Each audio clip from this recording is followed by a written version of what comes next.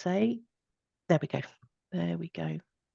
And also towards the end, if it's okay, I want to take a screenshot, but I'll probably do that from the recording, so no need to worry too much about that.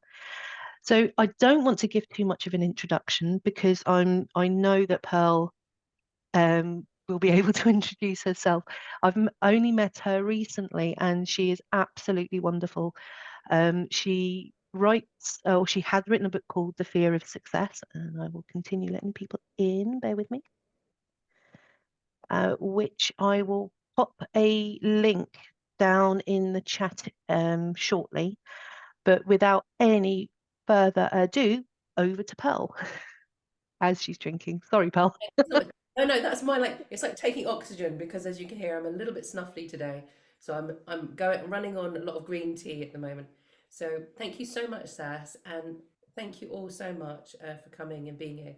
It looks so lovely to see you all in your homes. It feels very cozy today, a very cozy space. So I'm Pearl Howie, as Sass mentioned, and thank you so much. And it's a real privilege to speak for you today. One of the wonderful things about meeting Sass is that I'm getting to know what it is to be an interfaith minister, something I've been curious about in the past. And the more I learn, the more intrigued I am, the more I say enamored I am of what you do. And I think it's, especially at the moment, a really precious and wonderful thing to support people of so many different beliefs and backgrounds. And I think that's something that's really very special. And when Sass invited me, the first thing that popped into my head was a book that I have here, and it's by Thich Nhat Hanh, which some of you might, I'm sure you know who Thich Nhat Hanh is, a very famous monk, yes. And it's a book called Living Buddha, Living Christ. And the thing that popped into my head was the very first thing that he says in this book, which I share with you, which he says, 20 years ago at a conference I attended of theologians, so did I say theologians right? Probably not, and professors of religion, a Christian friend told the assembly, we are going to hear about the beauties of several traditions, but that does not mean that we are going to make a fruit salad. When it came to my turn to speak, Thich Nhat Hanh said, fruit salad can be delicious. So I immediately thought of fruit salad. And I think that being an interfaith minister is something that is really very delicious. I think Thich Nhat Hanh would be pleased to say. But I'm here today to talk about fear of success. And what I love about what I do is similar to you. It's not for me to decide or define what anybody's authentic success is. And that's what I love about what I do, in that I can do all this work and frame fear of success and talk about all these issues, but without telling anybody what their success should look like. And I love that, because often we see things like success should be £1 million or 1 million followers, or even perfect health. And I can't claim to have any of those things. But really, for me, it's about helping people, as I say, to frame fear of success and to move forward. And I love that whenever I work, particularly when I do the fear of success instructor training, I never ever know what's going to happen. I never know what questions are going to be asked, or what case studies people are going to suggest, or what solutions people are going to offer. And I love that because it's so dynamic, and I'm always learning about it as well. And we're going to do a little activity in a little while, and we're going to work on a particular kind of solution for fear of success that I think you guys are very well acquainted with, and you can share some of your wisdom with me. So we'll get to that activity in a little moment. So I understand also from Sass that in her training to be an faith minister, you already cover fear of success, which is absolutely wonderful, because it's very rare for me to meet people who've ever done anything on this subject. So to be actually coming here and talking to a room full of people who are already fear of success instructors is really special, really something kind of incredible. And that's what I love about it. But the work that I have done, so there's a lot, there's a lot, and I've written about 9 or 10 books, depending on how you cut it. And so I can't share all of that with you. So what I'm going to try and do today is really, I really hope that you all know what a Viennetta is. Okay, all right. Otherwise, it'll make me feel very old. But you all know what a Viennetta is, yes? A nice bit of chocolate on the top, the meringue, the ice cream. So what I'm going to try and do is slice through a very thin slice of Viennetta. So you get a little bit of chocolate on the top, a little bit of the meringue, and a little bit of the ice cream. So what I've done in my research on fear of success is I've really followed on from people who started out talking about fear of success in terms of fear of loss of success and fear of consequences of success. Those were the two that I found when I started doing my research. And I managed to find another 3 different types of fear of success, which are fear of false success, fear of what we falsely believe we need to do, have, or be in order to be successful, and what I call the core fear of success, which is our fear of doing, having, or being the very thing that we want to do, have, or be. And talking about that particular core fear of success, there are a lot of reasons why we develop that and why we have that fear of success. And one of the biggest and the real core of that, I feel, is that when we do what we truly want to do, have, or be, that's when we feel all of our feelings. You know, when we are a writer and we write, it feels like flying. You know, when we are a singer and we sing, we feel complete, we feel authentic, we feel truly ourselves. And the wonderful Brené Brown always said, we cannot selectively numb emotion. So when we are really authentically ourselves, what happens is that we wake up all of our emotions. We wake up everything that we may have repressed, and we feel everything. We feel all our emotions. And that means that we also wake up any of the negative emotions that we haven't been able to deal with so far.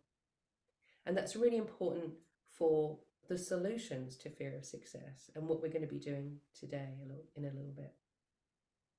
So that's those 5 fears of success.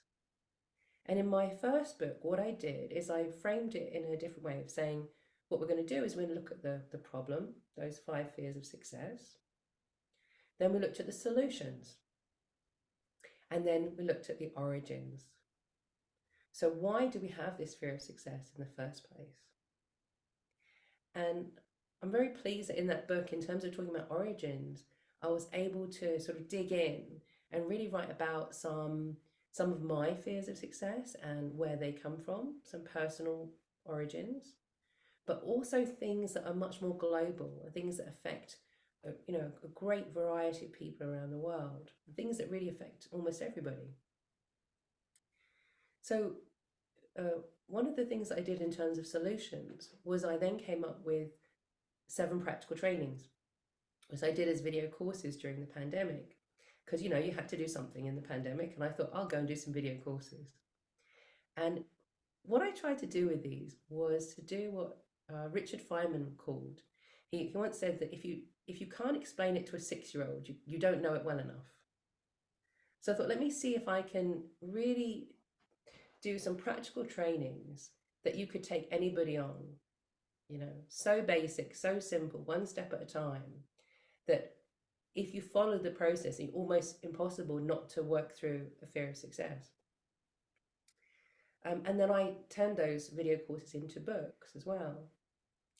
And with all this work that I've done, there's obviously so much, but in a way it doesn't really matter, because it's like what you guys do. You don't have to know all of it. You can't possibly, understand everything around the world. You can't possibly understand everybody's fear of success. But the important thing for me is that I can help people to find their next step. So just 1 step.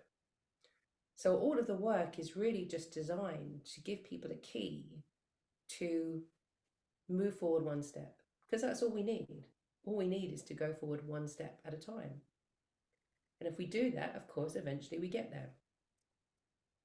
We don't have to understand it all.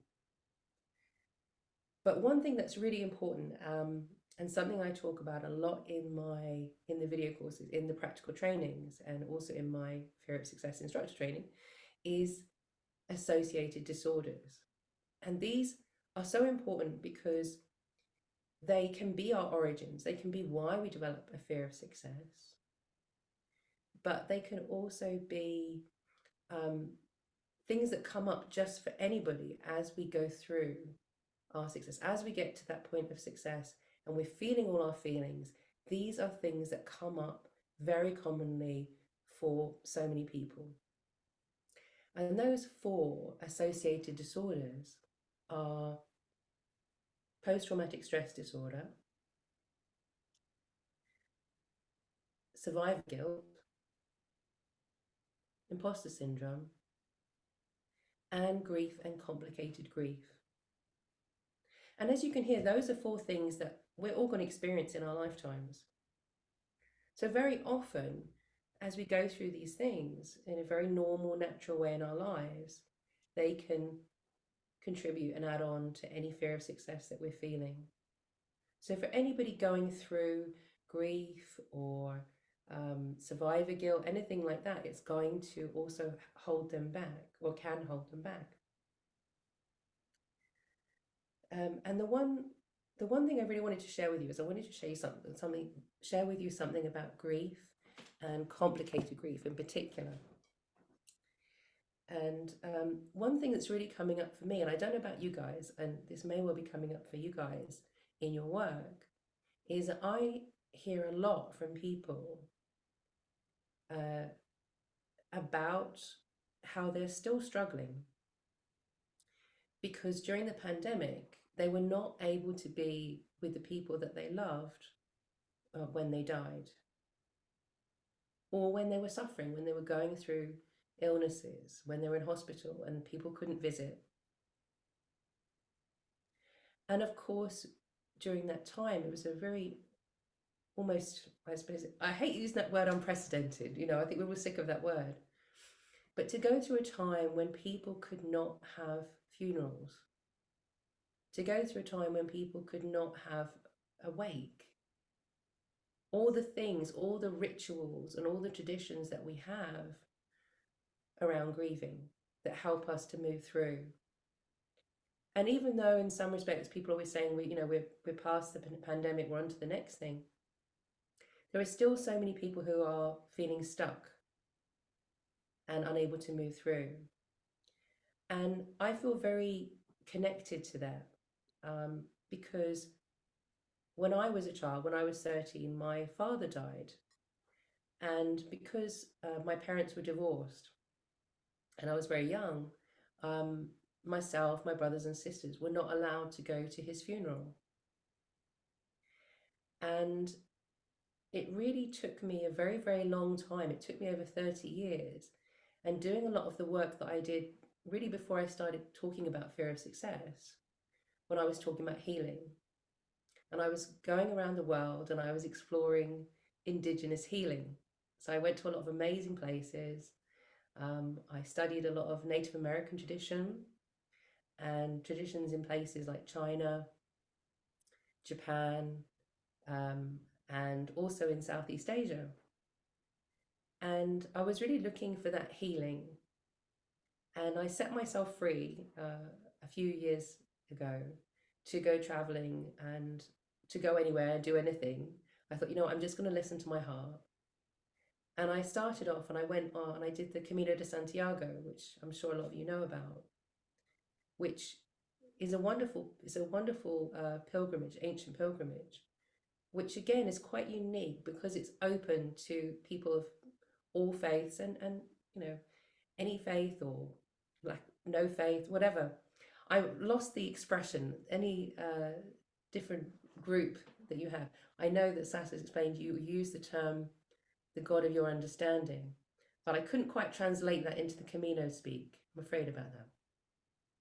But it's a wonderful pilgrimage. And I discovered it when I was actually on the Kumano Kodo in Japan, which is actually twinned with the Camino de Santiago.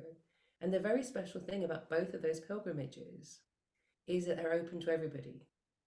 So, for example, the Kumano Kodo in Japan has always been open to women, when a lot of other spiritual pilgrimages were only open to monks or people of a certain faith, people who've been ordained. Um, and I loved going on the Camino de Santiago because it really was a healing pilgrimage. And it's something that people used to do when they were feeling stuck. So whenever they had, and sometimes it's considered to be something you do as a penance, but I didn't really feel that. I felt it was a healing to go and do that. And there's a lot of the rituals that we have on the Camino that are about letting go. So, for example, when you finish your Camino, a lot of people go on to Finisterre, which is supposed to be the ancient end of the Camino, not actually Santiago. And the thing is, you have to go and swim in the sea. So the traditional ritual is at the end, you swim in the sea and you burn something from your pilgrimage, usually your socks. People burn a lot of socks. But the whole thing is to let go and to move on. And for me, I carried on and I went around the world, and I was in Southeast Asia.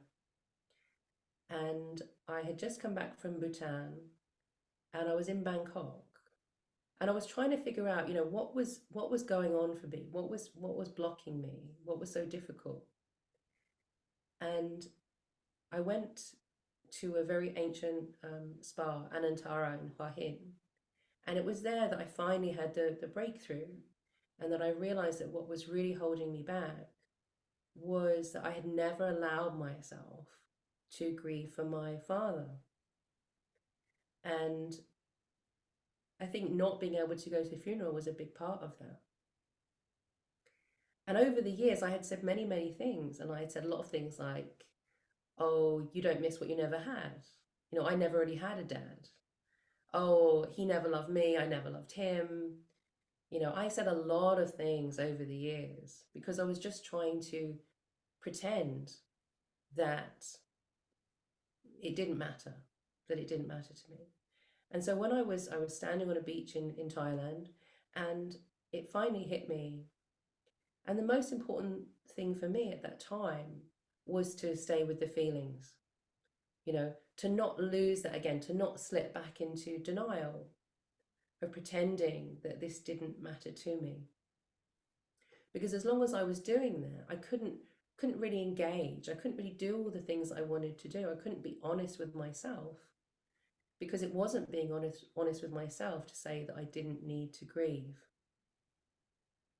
And because I have this background in Indigenous healing, the first thing I did was I looked around and I said, okay, what can I do to help myself to move forward?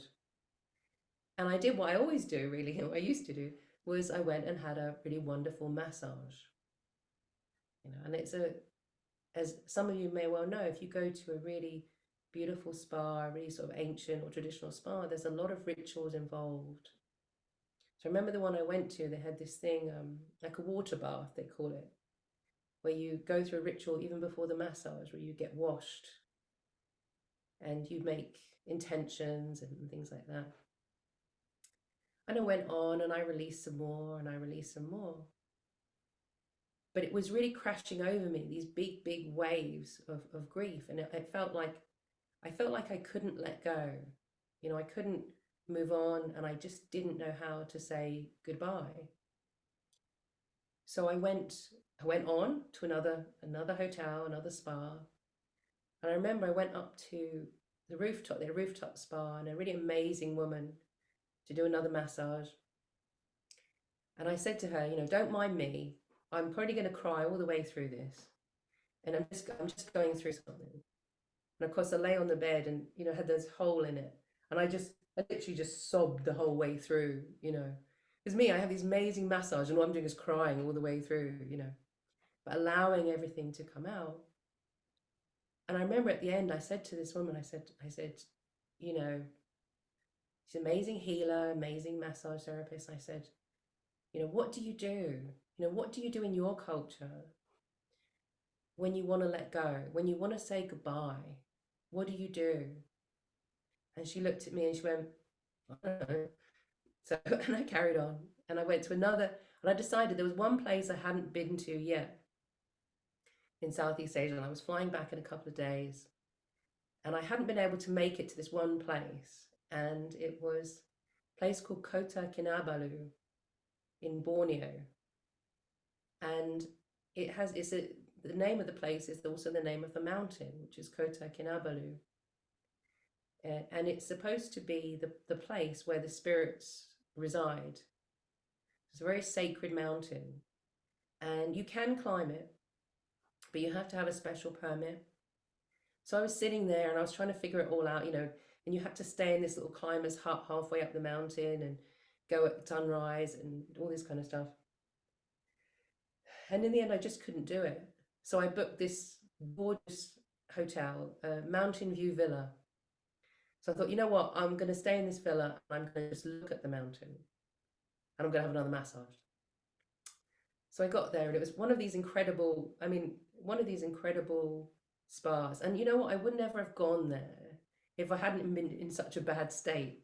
And my theory is always like, well, it's cheaper than, it's really good healing, and it's cheaper than the dentist, so let's go and do it. So I got there and it was like one of these ones where you get in and there's like a private boat that takes you out, and it was something else. And I got there and I got to this island and I looked up at the mountain and I couldn't see the mountain, because one of the things they don't tell you is it's often, most of the time, it's shrouded in mist. So you can't even see the mountain. So I got this kind of a joke. I went, well, I've got a mountain view villa and I can't see anything. Oh, I'll go and have another massage. So I did, and I went to this. I have to say, it was probably the best spa I've ever been to in my life. It was like in the jungle, in the rainforest, all these marble slabs that you lie on to have this massage. The most amazing thing. And I came out and thought, yeah, I do feel better. I do feel like I'm slowly healing. I'm letting go of this. But I also felt, you know what, that I've come as far as massage can take me. I can only, this healing can only take me, this kind of healing can only take me so far. So I went to bed, and in the morning, just before sunrise, I started to feel all these feelings. I feel all this hot and cold and sick and everything going on. And I was like, oh no, I've got dengue fever. I was sick. And I got up and I went out onto the terrace, and there was all these amazing clouds. And then as the sun came up, I suddenly realized it wasn't clouds, it was the mountain. And we had this most glorious sunrise over the mountain. And I didn't do anything. I just sat there. I didn't climb the mountain. I didn't do any ritual swimming in the sea. I just sat there and I looked and watched the sunrise over the mountain, this very sacred mountain.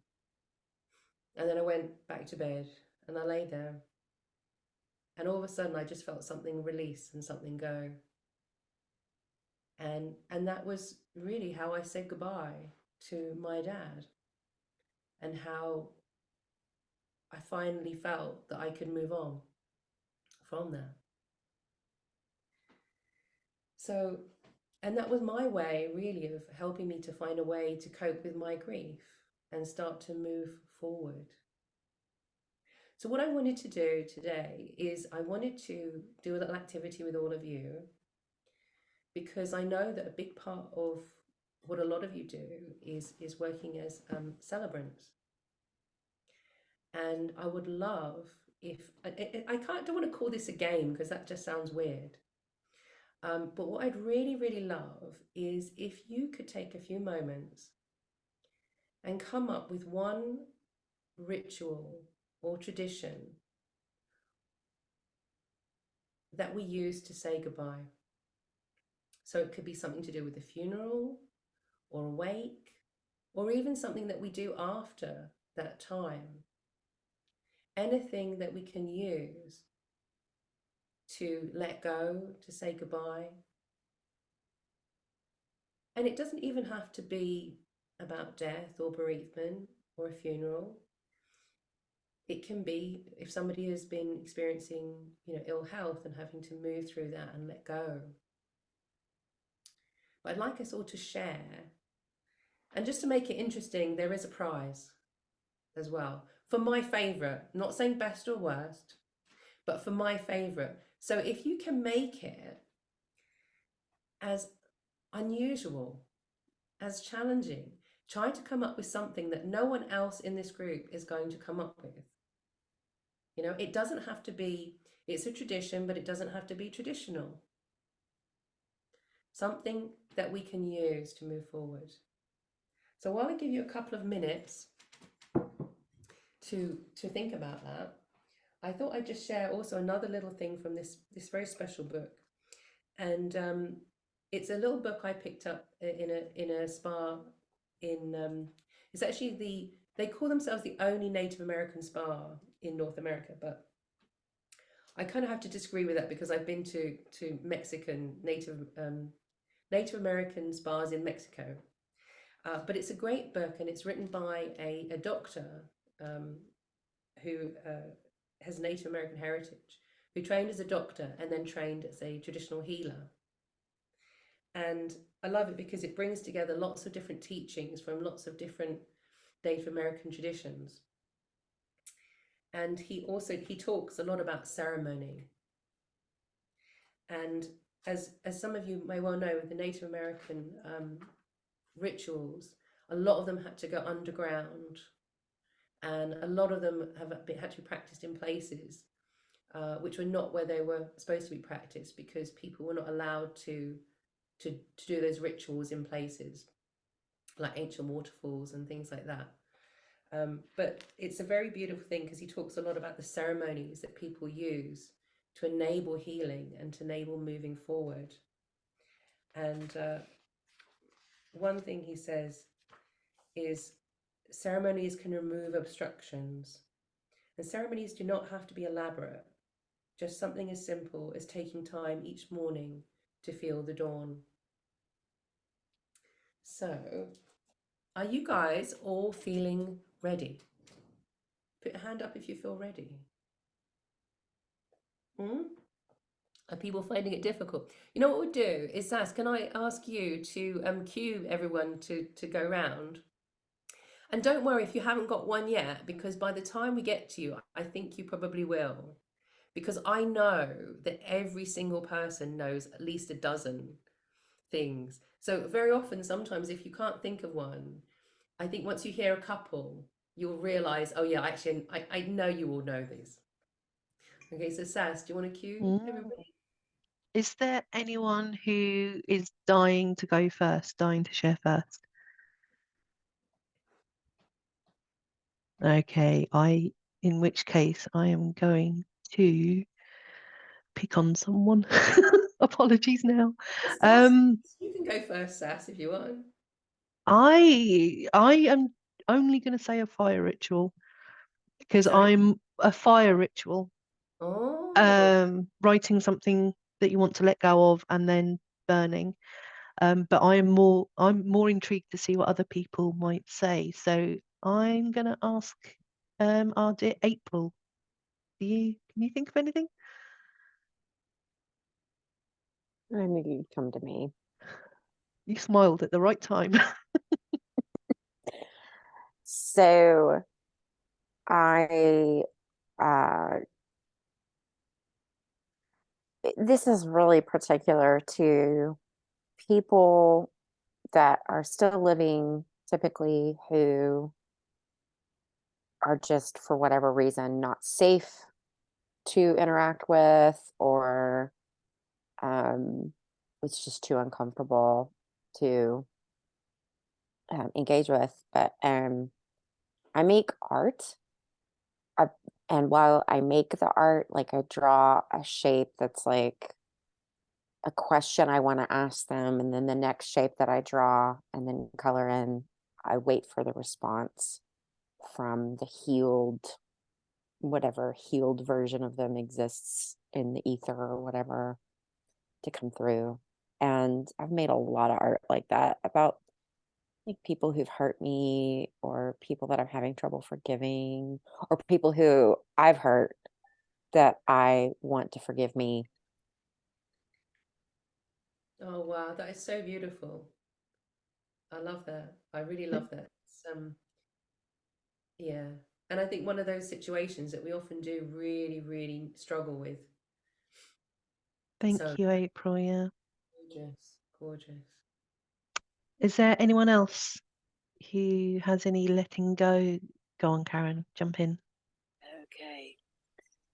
What I love doing to say goodbye, in particular to people, is to write them a letter as if they were still around and really talk to them, really mean them, and write down everything my heart wants to say. What is important here that I choose biodegradable paper and also a safe pen or pencil, because that letter is going to go into the soil, into the earth. And I've done it several times at funerals that I've actually, in the end of the funeral, everybody puts like a little bit of earth or sand or leaves, flowers or whatever into the grave. And I put in my letter as well. So it is actually buried. It can also be done at home if it's not a person or if the person is buried somewhere else. Of course, in one's own garden. But a really nice way is to write it down, maybe on a smaller piece of paper, and bury it in the bottom of a flower pot, and then actually plant something on top, which is then tended to and will blossom and will remind us all of the cycle of life we are held in. So the earth as the great transformer, as the one who makes new things grow, is really the essential part in that ritual. And I've done it a couple of times, and I've also recommended it to other people, and I find it incredibly useful. I love that. That's so, it's a, and I think the word that often comes up, when we're doing all kinds of work is grounding, and I love when you talk about the earth. It really brings it back to being, very grounded, very essential, beautiful. Thank you, Karen. Yeah. Anyone else? Oh, Letty, go on. Okay, so something that I love to use is pouring water.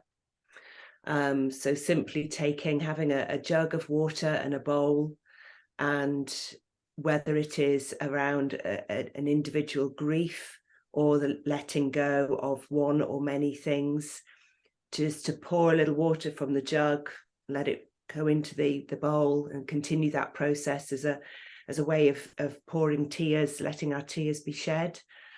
And then when you're ready, taking that water out into nature and pouring it into nature, giving it back to Mother Earth. And it's a lovely thing to do at a grave as well, just as Karen was saying, that putting the letter into it, pouring that water so that the tears of our grief merge with the earth where the person's buried. That's gorgeous. That's lovely. Oh, it Thank makes you. waterfalls. Yeah. Thank you, Letty. Any more hands? Yeah. Oh, Marika. One of the things I tend to do if I do funerals for people who are not religious, or in the case of my mother, who didn't have a chance to get last rites, even if it was supposed to be done, is blessing of the body. So what I tend to do is I have either sacred oil, or I use flour to bless the hands and the feet and the eyes and the heart and the ears, all the and just say a prayer, as in, we bless the eyes that saw the beauty in the children, or I usually make it up on the spot. And often, because people either die in hospital or even during the night. My mother died in the night. She was supposed to get her last rites on the Friday afternoon, and she died on the Friday morning. So it's last rites is not necessarily for the people, for the person that is dying themselves. It is for the family to make the body sacred, or the person, put them in the spotlight and thank them for whatever they've done. And it is always very, very helpful, because I don't use standardized prayers that the church would, a priest would, which is no less powerful, but it's less personal. And especially if family members are not religious, they find more solace in a personalized blessing than a standardized ritual. That's what I do. Thank you, Marika. So Yeah. lovely. And I love that it seems to bring everything together. You know, everything that has meaning. You say, I love it. Sarah, did I see your hand just a second ago? Yes, a ritual that I've done with my daughter, and it's not associated particularly with death, but with just saying really goodbye to some serious grief that she was dealing with. We went to the beach and we spent some time finding stones that we liked, and then we just sat by the water and held each stone and fed into the stone an aspect of the grief, and then threw the stones into the water.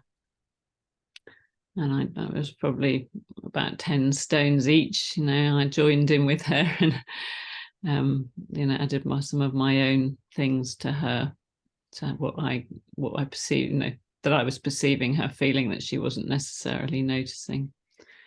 But it was very powerful and helpful for her, I think.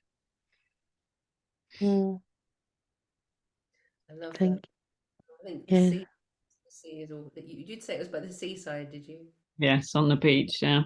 There's something very powerful about I live near the beach, and it's always where I go to release and let go. And even when I don't even know that's where I'm going, I end up there. And you suddenly realize, yeah, I'm here to let go. I'm here to release. Mm. And there's something very special about that. I mean, obviously the sea is a very, you know, powerful and beautiful thing. And it seems to do the work. It seems to do the trick. Mm. Yeah, being in Portsmouth, I completely agree. Completely agree. I think we've got time for one more. Jacqueline, please do jump in. How you doing? I suffer a lot of post-traumatic stress, and to help me let go of some of that, I collect moon water. So it's just natural rainwater that's left out under a full moon. But I also have paper that actually dissolves. So whatever's stressing me or someone I know, I write it down, and then I put it into the moon water and it dissolves. So just having time to reflect as the paper is dissolving in the water, and a bit of meditation. And then when it is fully dissolved and I'm ready to let go of it, I actually go out and pour it under my cherry tree in the back garden. So I just find that just helps and might help someone else as well. Wonderful. Thank you. You're welcome.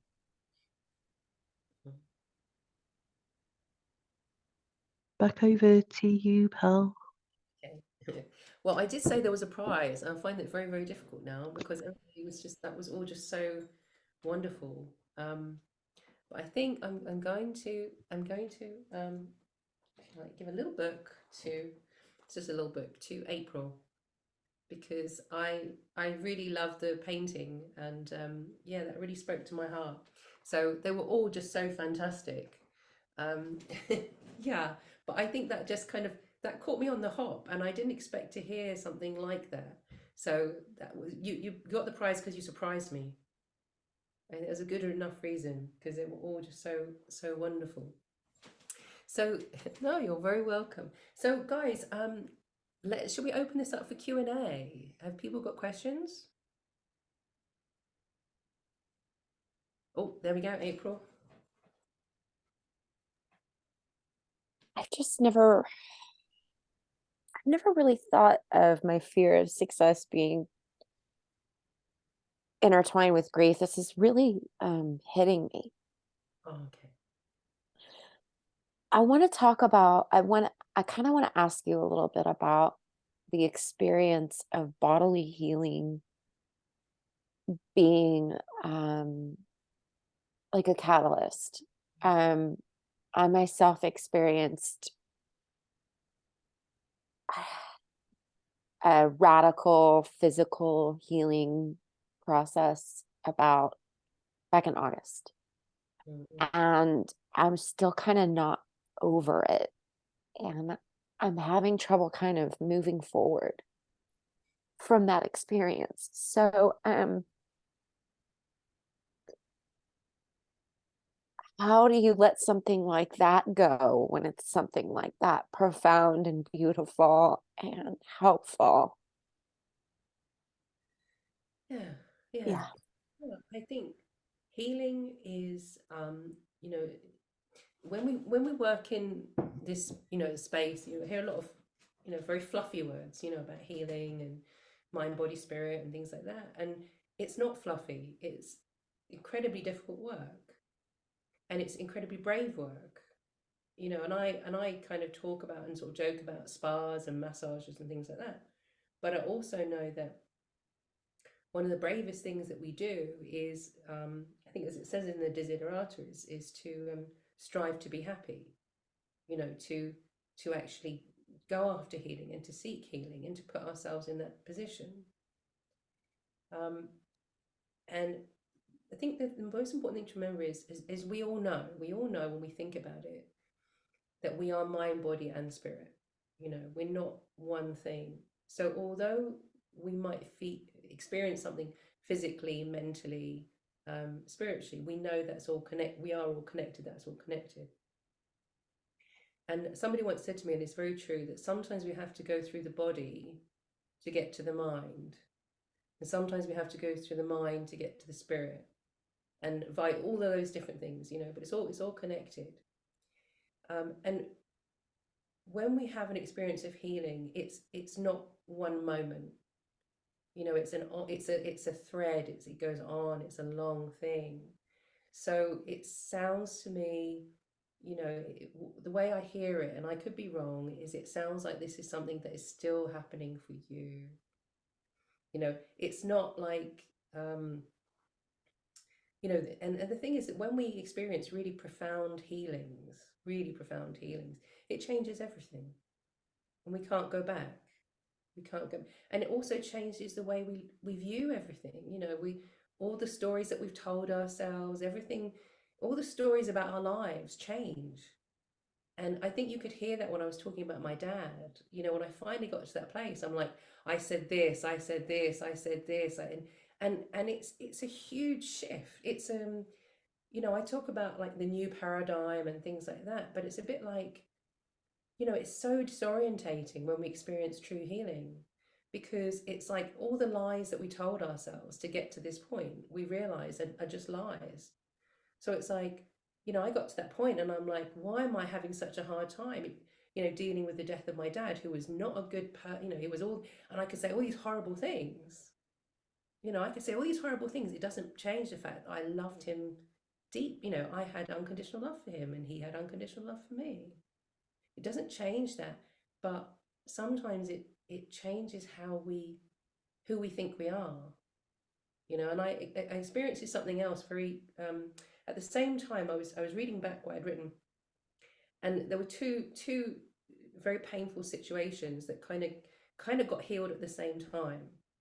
And when one was I sort of saw it and I was healing it, I realized all these things I'd said about myself, you know, my, what do you call it? You know, my legends.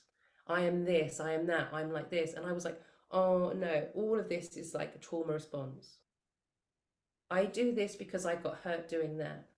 This is not me. This is not my personality. This is not who I am. This is a response to something that happened way back when. And I've just been living my life this way to try and protect myself. You know? And it's like, you are so incredibly brave. You know? It is so much easier to stay living those legends and living those lies. You know? But there comes a point when we want more. And you know that you are going for more. You know, you are going for more happiness, more authenticity, and more you. You know, and you will come out of it. You know, you're on a path of healing. And when you come out of that, you always come out more you. You know, there's more you there. And that's the best thing. You're going to be more, you know, but it's not always pretty, and it is brave work. So I'm trying to answer, I think I've got lost in your question. I think the thing is you know that you're on this, but it can also be exhausting, you know? And one of the things I think we all know this, I think sometimes the moment we're tempted to give up the most is when we're almost there. You know, it's like the hardest moment. And it's funny, I was thinking about when I was on the Camino, and I kept on getting, you know, and I got to a point where I did a bit of walking and did a bit more walking, and then I started to get on buses, you know, because I'd walked enough. And I remember this one day, I got on this bus and I was going to this Spanish town, and I got on this bus and it was like a 45-minute bus journey, and I was the grumpiest I'd ever been. And I was like, I hate the music, I hate the scenery, I had the music on, I hate the people on the bus, I hate everything, I don't want to, you know. And I got to this place and I got off the bus and I was like, it was like a terminal, and I was like, I hate this, I hate this, hate this. And I looked up at all the destinations, like, I'm going home. I'm just going to get on a plane, I'm going to go home. I'm not going to finish my Camino, I'm just going to go home. And then I went, yeah, but there's a bus to Santiago. And I was like, I've come this far, I might as well go. And so I literally ran and got a ticket and I jumped on the bus to Santiago. And I was then I'm on a bus for like another hour and a half. And I'm on this bus going to Santiago and I'm lit like this. Yeah, going, and the scenery's great and the music's great, and I got music. I'm like, you know what? Because I was so tempted to give up when I was almost there, because I didn't have much more left in me. And then when I got on that right bus and I was like, yes, I'm finally, you know, I'm here. It was great. But so much of the time we get so completely exhausted. It's like when we're recovering from an illness and you just feel, you know, sometimes you've got a bug or something, you say, I'm never going to get through it, I'm never going to get, and then you wake up the next day and you feel great, you know. And that time, you know, we're just exhausted, we're just tired, and just, I think you know what you're doing, you know, the answers are within you, and you know what you're doing, and you can do this. Okay, sorry, Sass. No, It's just to point out the time, that was all. Yeah, I'm going to get cut off. I think we've got enough time for one more question. Deb? You're just on mute there, Deb. I actually don't have a question. I'm sorry. I just want to offer my gratitude. This has been so, I only saw the message this morning. 2 weeks ago, my brother died, and we're in the middle of writing his funeral at the moment. And I have been experiencing all sorts of synchronicities since he died. And I really do feel as though he is guiding me at the moment in places that I need to be. And this has just been so completely unexpectedly perfect for where I am, both in terms of the unexpected theme of grieving and funerals, and so many beautiful ideas. The word that came to me was blessing. And then what Marika said really connected with that. So I won't go. I did a vow renewal blessing for his daughter and for his daughter's wedding and for their baby last year. So I shall tie in blessings somehow for the whole family into the funeral. Yeah, so again, I'm just thankful to be here. I'm thankful for the synchronicity. You talked about the new paradigm. And for me, this is so much part of that paradigm. The knowing of the veil being actually non-existent. Thank you. Thank you, and it's so true.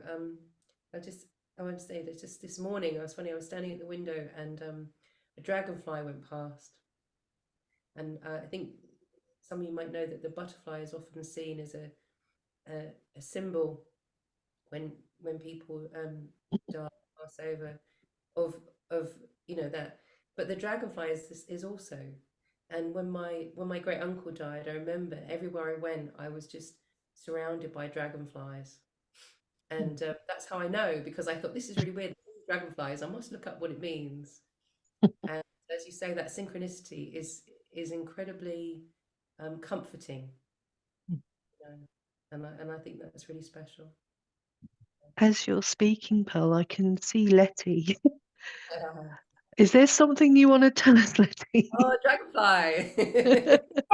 I just had to kind of point out, yeah, I wear the dragonfly on me all the time in the crook of my arm, in memory of my dear best friend Alison, who died 10 years ago this September, and her eldest daughter has one in the crook of her other arm because we're forever connected. So, and for you to see a dragonfly at this time of year, it's spirit speaking.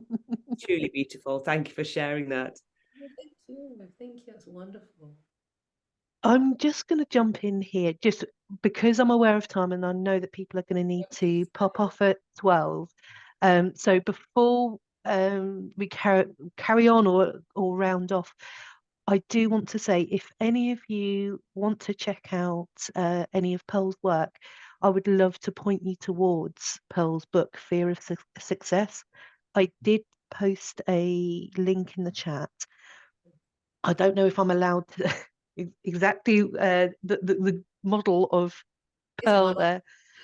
The Kindle version, I probably shouldn't say this, I'm really sorry, Pearl, but the Kindle version is under £2 at the moment. So please do please do take a look, and it's a really, really well written. Oh, you came too late, sorry. I will post that in just a second if that's okay, April. Also, we as OSMIC at the moment, we're looking to put on a lot of these kind of talks, and we're not able to necessarily pay the speaker. So Pearl has gracefully offered to do this for free. However, I would like to open essentially what we call the virtual tip jar.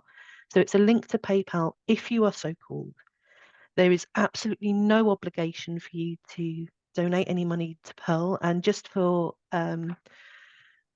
visibility's sake, anything that Pearl does get, OSMIC will receive 15% of that, just to cover running costs and things like paying Zoom so that we can have these calls. So bear with me, I am just going to pop Pearl's email in the chat. Excuse me. And all you would need to do is to go onto PayPal and put in Pearl's email address, and any money will go straight to Pearl. As I say, it's a completely donation, it's a gift. please do not feel obligated, but any gifts are gratefully and very much they're well received. I'm jumping over my words here. Let me just get the other link for Amazon. Actually, Sass, is it or if I mention my training as well? Absolutely, I was about to pass back over to you anyway. Oh, okay. Over to Pearl. It's so nice. It's so nice. Thank you, Sass, so much. You've been absolutely fantastic. I just wanted to mention, because I have mentioned a few times the instructor training, which was really kind of how I met Sass as well, who did the training, the last one.